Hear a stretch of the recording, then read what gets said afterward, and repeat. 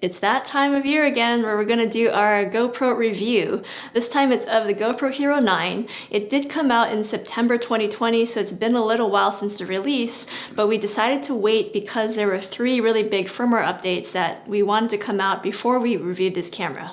And it's always really good to test something before you make an opinion about it public. So with that said, we have 7 really good things to say about the Hero 9 and 5 things that we're still not really happy about. So let's get started. Alright, so what is your #1 favorite feature? The front-facing screen.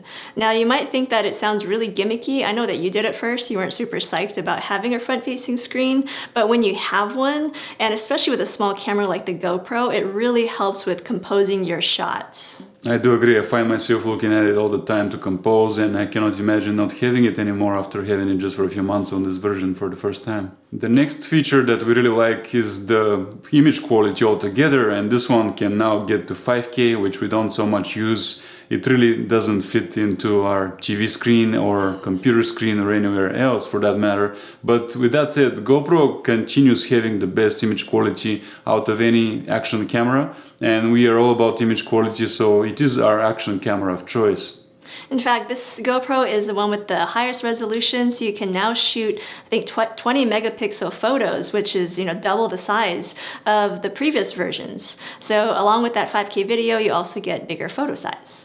So even though we don't like to shoot very much in 5K and we don't upload in 5K, you still might want to do that because if you shoot in a higher resolution like 5K, that enables you to pan in or zoom into your image and crop in a lot more in post-production. So it's nice to have that option available.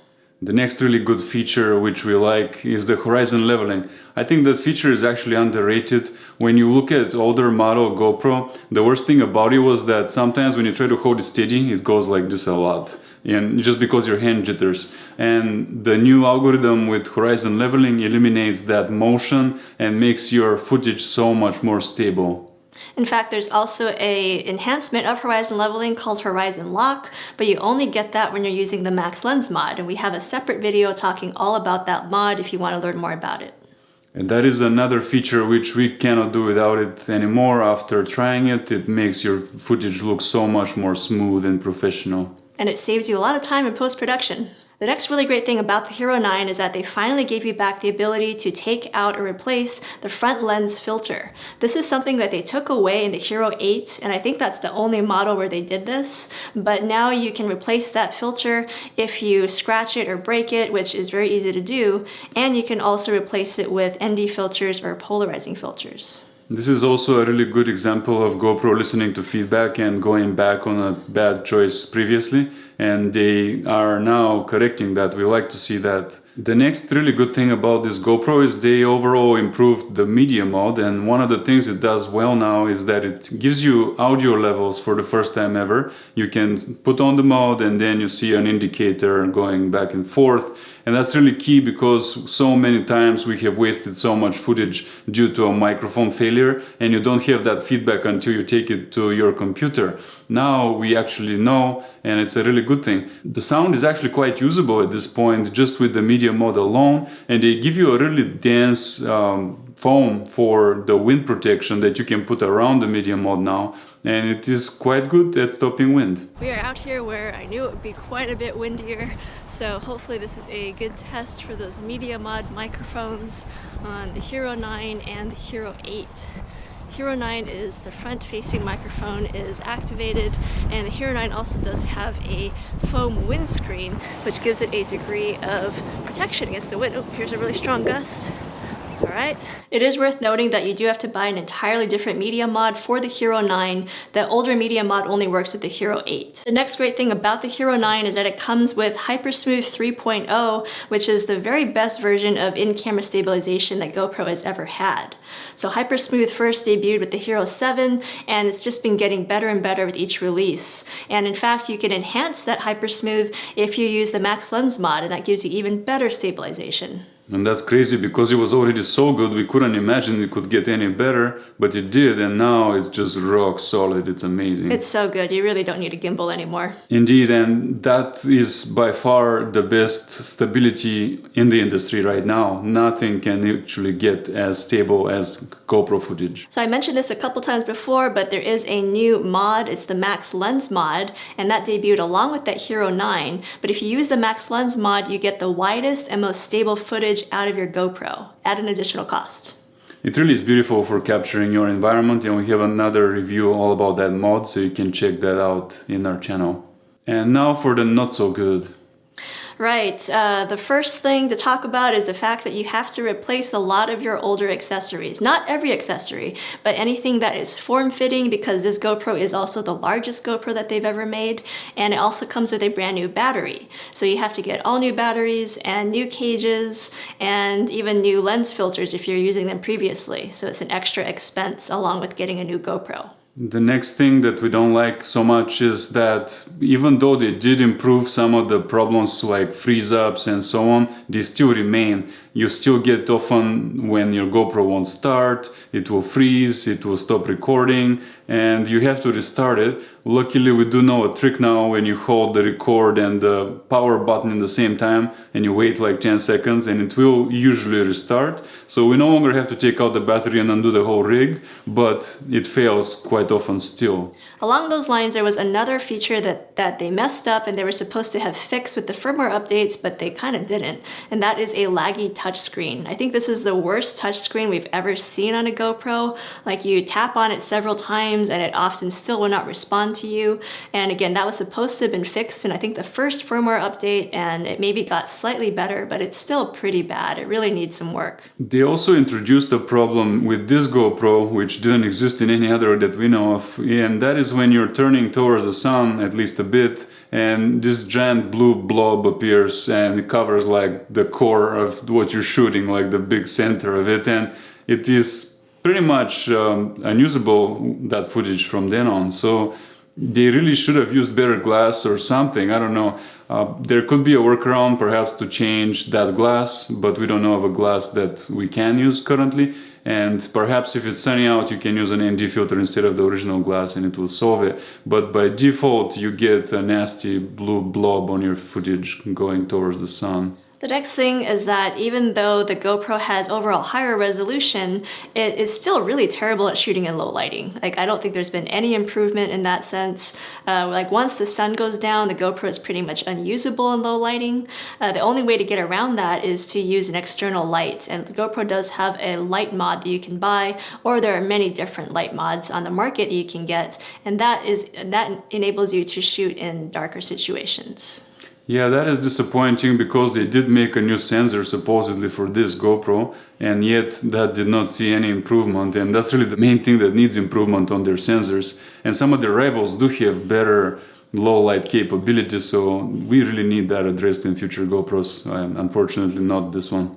The last thing we are not so happy about is that once you use the media mode, in theory that would be just the perfect thing to put on and start vlogging and not worry about anything else. But the issue is that you cannot freely turn the camera back and forth, which is really enabling creatively.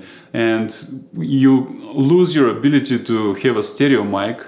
You have to have priority forward or backward, but you cannot have both in the same time. And it really muffles your speech if you are to turn the camera during a segment. That makes you have to stop, turn it off, switch the setting, start shooting. It's really damaging to your creative flow when you're in the field, and I find myself that in the end the vlogs are not as good when you're filming them that way. It's also worth mentioning that this was not a problem on the Hero 8 media mod. So in the Hero 8 media mod you were able to shoot in stereo, so it would record in both the front and the back mics, but now that's not an option anymore. So I have the media mod microphones enabled. On the Hero 8, it's on stereo mode, so it should be picking up sound in both the front and the back. And on the Hero 9, we have it in back microphone because we don't have stereo as an option.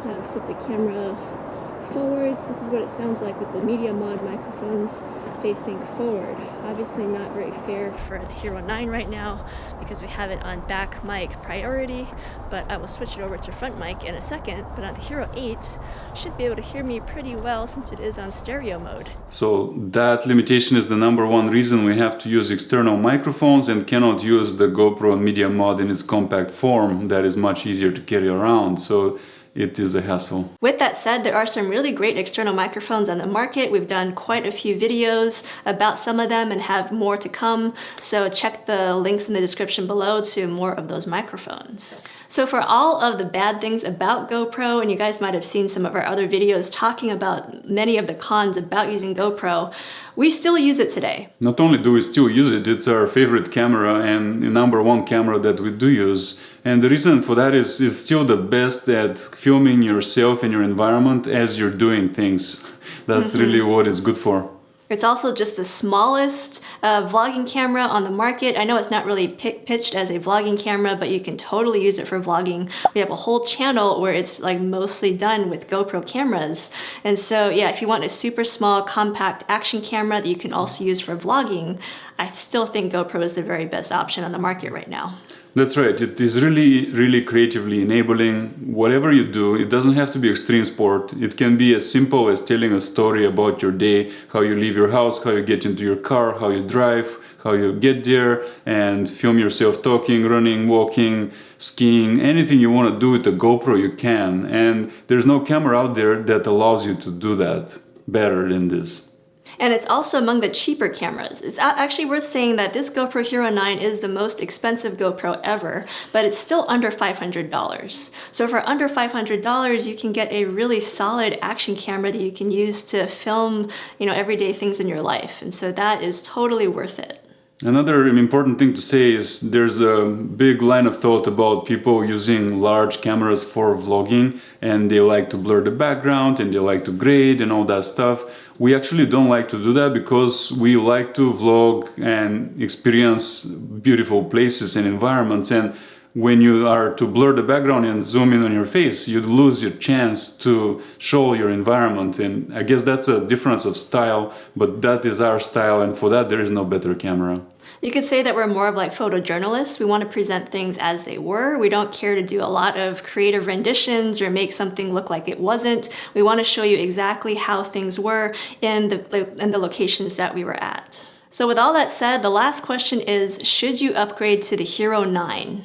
Yeah, that's a question we get a lot, and I would say it really depends on you, what you do, what your budget is, what your goals are. For us personally, yes, the upgrade is worth it because we are pretty serious about what we do, so we insist on always having the best tool for it. However, if you have the GoPro 7 or 8, it depends. Yeah, I would say if you have the 7, then you might see a pretty big jump in quality at the very least from the 7, because even though that did have hypersmooth and some of these other features, it's gotten so much better in the last 2 generations. So if you have the 7, you might want to consider it. If you have the 8, I think it's less. The only reason why you'd want to upgrade if you have the 8 is if you really want that front-facing screen. But in terms of image quality, I think they're pretty much on par. The only other feature that was introduced for the 9 that we really like and find indispensable is the horizon leveling. So those 2 features really do it for us and justify the upgrade. If you have a GoPro that's older than the Hero 7, then yeah, I think the Hero 9 will be a massive upgrade. There's been so many new features that have been added, and yeah, the image quality has gotten better, stabilization has gotten a lot better. So if you have a Hero 6 or below, then I think the Hero 9 will be a giant upgrade for you. So there you have it. This is our take on the GoPro Hero 9 after actually using it for 4 or 5 months and testing it in and out and giving you a fair and balanced review of its strengths and weaknesses. So overall, we like it, we recommend it, but let us know in the comments what you think. If you're sold on it or if you're not sold on it, let us know why. And yeah, we'll see you in the next video.